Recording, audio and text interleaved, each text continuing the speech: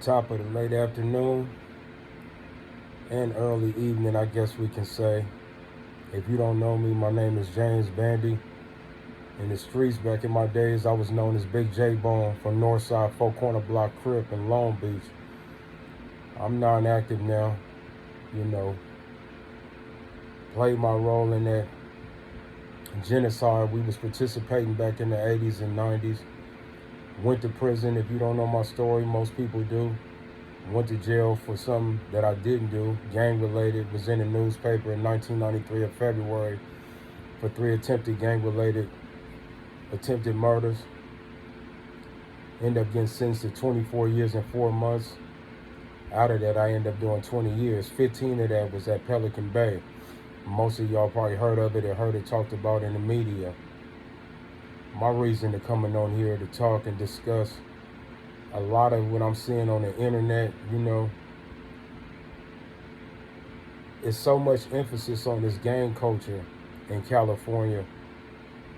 And there's so many YouTubers or podcasters, I should say, that's speaking about gang culture. Some of it is, enlightening you, giving you the knowledge of it. Some of it is a bunch of back and forth and, rebuttaling what this person said or what that person said. Some podcasts is instigating a lot of what's being said. And a lot of it is just detrimental to our demise as a people. And it's like, what do you want these young kids to know and learn? Because this gang culture is not teaching them nothing but death and how to go to prison. We should be educating our young youth, teaching them about entrepreneurship, teaching them how to open a bank account, teaching them about trades, teaching them about God, most importantly, and about how to conduct themselves as young men and women. So when they be out in society, we as adults won't be like, damn, there's some bad kids. So, I wonder who their parents is, who raised them. It's precedented upon us as adults to raise our children in proper order and proper fashion, giving them good morals and principles that govern them to stand on and guide them as they transition into adulthood, because they're going to get there sooner or later. And eventually they're going to be independent and have to think for themselves. A lot of us don't support a lot of these positive podcasts that's talking about entrepreneurship, talking about spirituality, speaking about God, and helping them understand who God is and teaching them about purpose. Everybody has an individual purpose.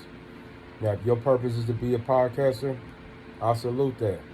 I can't tell you a next person what their purpose is.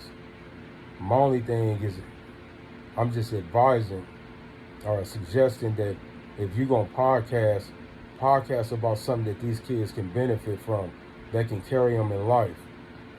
Teach them how to be men. Teach them how to be entrepreneurs. Give them the blueprint of what they should be doing and how to get to a bag. As we commonly hear people talk about getting to a bag.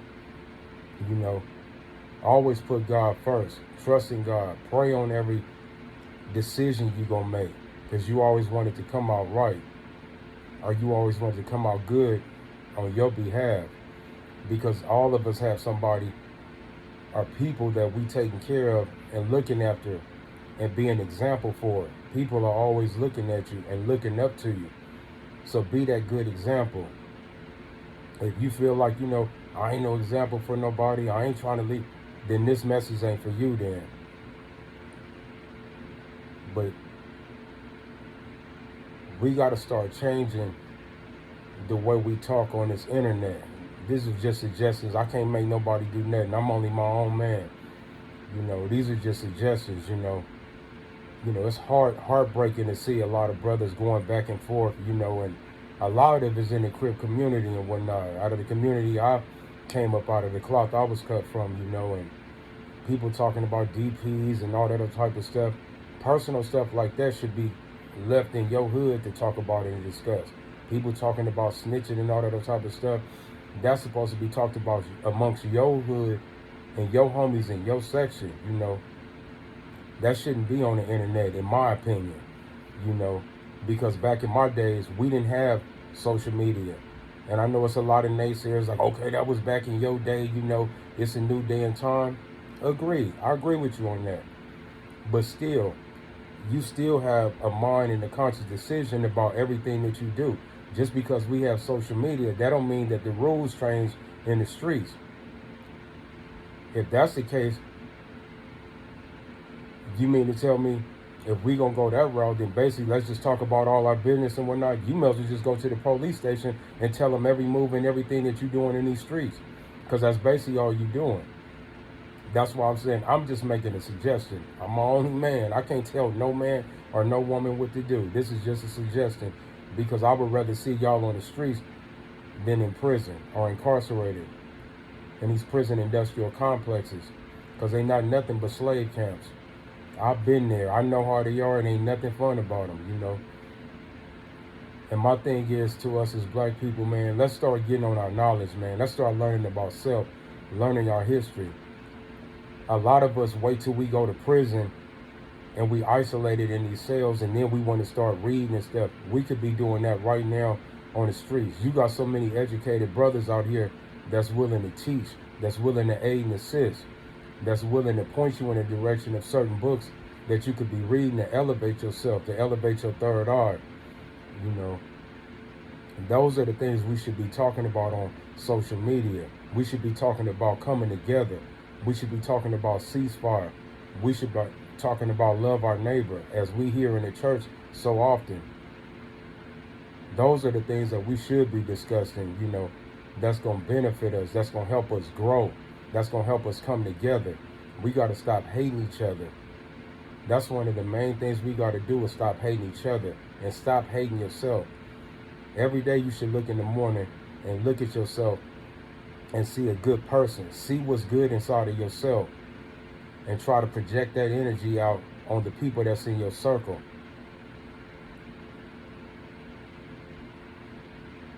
Each day that we wake up, we should think positive, you know. Speak to somebody when you walk up and down the streets. If they don't speak back, hey, keep moving. Maybe we can pray for those people and plant those good seeds.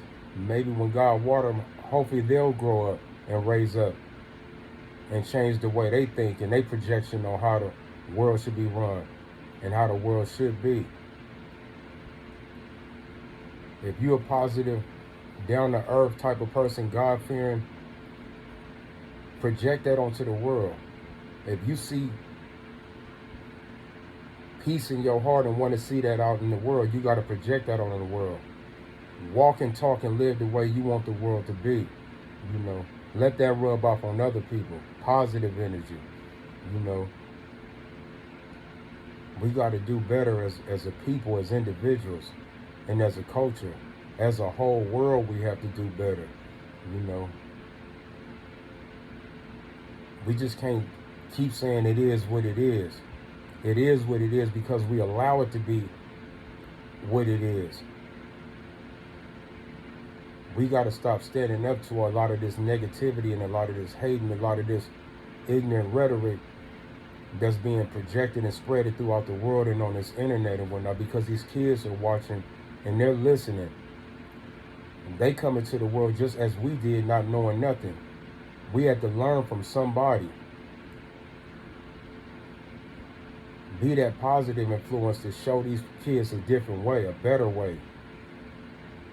The way I grew up and the way I was raised, you know, it wasn't nothing fun about it. And I came up in the 80s when the streets was like a killing field. And Reaganomics, when the streets was full of drugs. Parents on drugs. My mother was on drugs. I had a lot of family members in my family that was on drugs. Right now we have a big drug epidemic. And now it's a lot more the younger people. Old too, but it's a lot more younger people compared to back in my days. That was like a taboo back in my days, you know. I just really made this video because, you know, I'm just looking at the world and how it is, and, you know, it's painful to see what's going on, and painful to see in 2023, it's a lot of the same negative things going on, a lot of the same pain and hurt these kids is going through that I went through as a youngster. My siblings went through as a youngster, you know. And there's so much information out there now. We got this social media. It's a lot of stuff we can Google to teach ourselves that we can read. If you ain't like reading, it's stuff on the internet. It's documentaries that can teach you. You could just sit back and listen to what is being taught. But always use your mind to decipher and understand what's being taught to you and whatnot, and what you're taking in, you know.